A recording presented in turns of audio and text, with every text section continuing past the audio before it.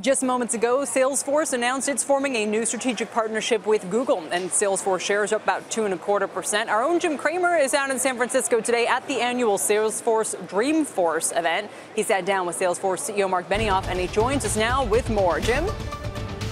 Yeah, Kelly, thank you so much. I mean, this is important because Marc Benioff and Salesforce really link with Amazon. And it's important to be able to be more agnostic. Amazon Web Services has been a great customer for Marc and vice versa. But to be lined up with Google means that you've got a much further reach. I think that the stock is correctly up in aftermarket, trading, in part because this is something that no one really expected. And let me just cut into a little something that Benioff talked to me about right in front of the Salesforce Dreamforce setting. You look to Google, you see this incredible world of information, you see the advertising, but you also get Google Analytics.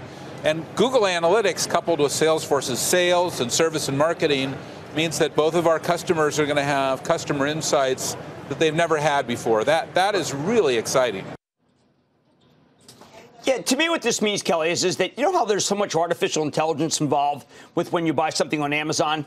I think a lot of customers are crying out for that same artificial intelligence if they can find anything on Google. And Google did not have this. Google's got some really good technology, but to me the idea of placing an ad on Google, knowing exactly who it goes to, is what you're going to get from Salesforce. Amazon has it by itself. I think that if you're competing against Amazon, you're going to want to go to Google tied up with Salesforce. This may be the logical way for anyone, say Walmart, trying to figure out how to beat Amazon in its own game.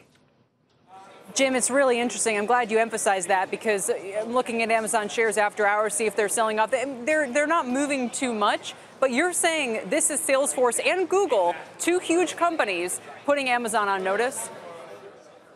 I think that's right. I mean, I think Marc spoke very positively about Amazon. I think what it really is for someone who feels beleaguered and just feels like, you know what, I get good service with Amazon, but I really want to compete with them head to head. I want someone to be in there fighting for me. I think you go over to Google and say, listen, Amazon, I want a price break. I'm going to Google. I'm going to you. Before this, even though Google's a great company and Google has great accelerated revenue, I do think that Google was at a disadvantage to Amazon. I think that's no longer the case. Wow. I mean, everybody's at a disadvantage to Amazon these days, right? I mean, it's like every industry is trying to bulk up and compete with them. I don't know if that's what you'd also read, in terms of what's happening with Disney and 21st Century Fox. Maybe that's more of a unique Netflix story, but Amazon's in there too. They're everywhere. Oh, no, I think you're absolutely right. They are, because you're trying to figure out how to reach the consumer. No one can reach the consumer better than Amazon, with the exception of perhaps Google, which is why there's so much advertising going to Google. But you know what? You need the analytics. You need to be able to know why you're advertising, who you're reaching. That's what Salesforce does. I know that Fox, I saw their booth this morning for Salesforce. They're trying to figure out how to reach directly to the consumer. Everyone wants to get to the consumer, and they don't understand the consumer because the consumer is a millennial who is not easy to figure out. It's not like us. We do what our parents told us to do. These new consumers, they can't be found. So you need both Salesforce and Google, or Salesforce and Amazon, to find them.